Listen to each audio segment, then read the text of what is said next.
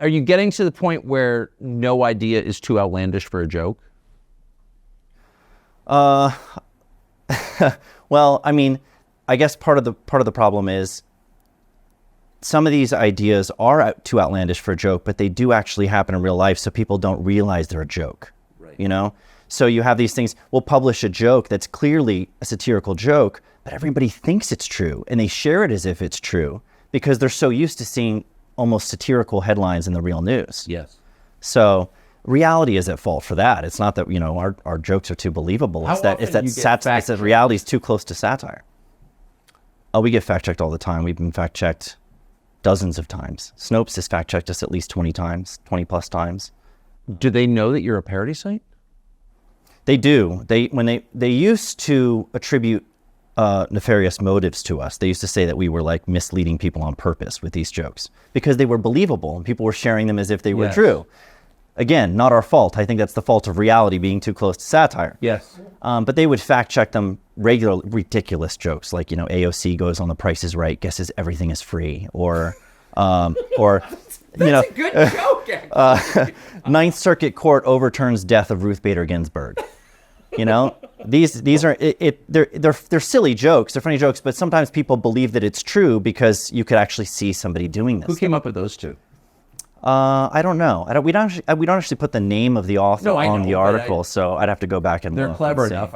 Yeah. We have a very, very sharp writing team. They're very good at this. Super good at this. I think one of my favorites that got fact checked was our joke about Trump saying that he had done more for Christianity than Jesus himself. And that was your headline. That was the headline. Trump, I have done more for Christianity than Jesus. But he kind of said that at some point, didn't he? He did. Well, yeah. So we made that joke in 2019. It got fact checked shortly thereafter because it went crazy viral. And then in 2021, I think it was 2021 or 2022, he said he'd done more for Christianity and religion in general than any other person in history. So it's hard to tell sometimes. Are people reading our website and getting ideas for what to say and what to do? I don't know. But that one was kind of fun. How do you respond when someone fact checks a joke, AOC on Price is Right, Trump's better for Christianity than Jesus? How do you respond to that? Well, when they fact check it, I think it's hysterical when they fact check it. What I don't like is when the fact check says they've managed to pull off this ruse before, they're tricking people. You know, the reason your grandma shared that joke on Facebook is because the Babylon Bee tricked her into believing it was true. You know, that kind of stuff is ridiculous. We actually threatened to sue Snopes because they were literally maligning us and suggesting that we were misinforming people on purpose. And then Facebook was saying that they were going to demonetize and deplatform us because we were being fact-checked by Snopes. So they're saying you can't spread fake news on our platform. I'm like, it's satire. So I assume Snopes is run by the CIA, I don't have evidence of that, but I like Wikipedia. It seems obvious, but what do you know about Snopes? There was a couple that started it, and that they were running it for a long time. I think the guy's name, I might mess it up. It was David Mickelson or something like that, or Michelson. I may be getting that wrong. But anyway, it changed hands recently. Somebody else took it over. Oh, someone else. They actually reached out to us and said, I know we've had a rough past, but we want to put that behind us and move forward. And I mean, in your experience, do the fact checkers, which are, again, clearly at the very least influenced by the intel agencies. Yeah. Do they play any constructive role in our public conversation? No. No.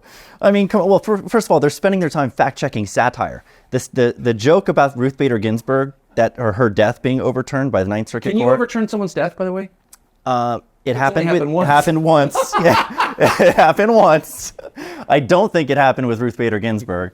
But USA Today fact-checked that one, and they cited 15 sources in their fact-check. Like, they were taking it so seriously. They checked the Ninth Circuit Court website. They placed phone calls. It's like, just look at the website that published it. So it's the Babylon Bee. It's insane. Right? Yeah. Okay. So I always think that behind every ludicrous event like that is a person who spent his day doing that thing. So imagine if you went home at night and your wife says, you're like, "What, Seth, what'd you do today?" Yeah, what'd you accomplish today? And you're like, well, I fact-checked a joke with 15 sources. Like, the respect level from your wife has to plummet, right? The fact that it got fact-checked is funnier than the joke itself. Yes. Like the one, so I had spoken with you about this one before, CNN purchasing an industrial-sized washing machine to spin the news in before publishing it. That's a ridiculous joke. It's silly. It's a CNN bias joke. And that got fact-checked and rated false. Just they're spending their time on stories Wait, that so aren't CNN even... didn't actually purchase an industrial-sized Never washing happened. They machine never to spin the news? they never did. They never slapped their logo on a washing machine and spun the news in it before. It never happened. It was a joke.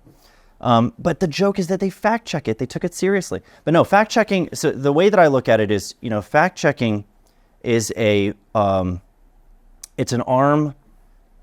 It's one of the methods that's employed by the lovers of censorship to guard the narrative, not the truth. Yes. And so what they're doing with fact checking is they're very selective. First of all, they're super selective about what they fact check. And then the fact checks themselves often get the facts wrong on purpose. And so they're not guarding the truth and saying, okay, there's this problem of misinformation and we're going to prevent its spread. And we're going to do that by having objective people look at what the facts are. It's all narrative driven. It's all about protecting the popular narrative. And I by think narrative, you mean lie.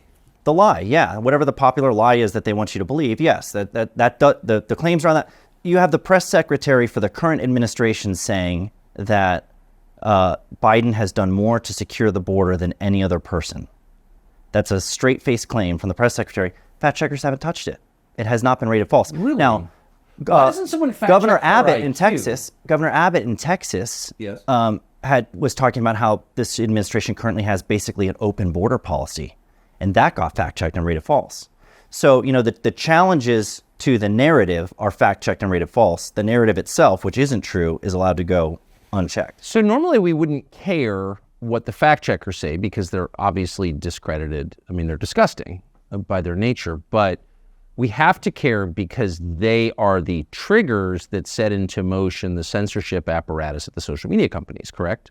Well, they rely on this. So they use the fact checkers are the way of them getting out of the way and saying, well, we're not the ones determining, we're not the arbiters of truth. Facebook could punt to Snopes or whoever else, USA Today, whoever's doing the fact checking and say, we're not censoring you. We're not removing your content based on, arbitrary rules. We have third-party fact checkers. They're objective, and they're the ones deciding what's true and what's false and what can stay and what goes. So they fit in as a piece that allows them to basically have like plausible deniability that they're involved in censorship. But the USA Today fact check on Ruth Bader Ginsburg's death, that was funded by grants from Facebook. So Facebook paid USA Today. You often hear people say the news is full of lies. Since Kennedy's motorcade. 239 people. The death of Jeffrey Epstein.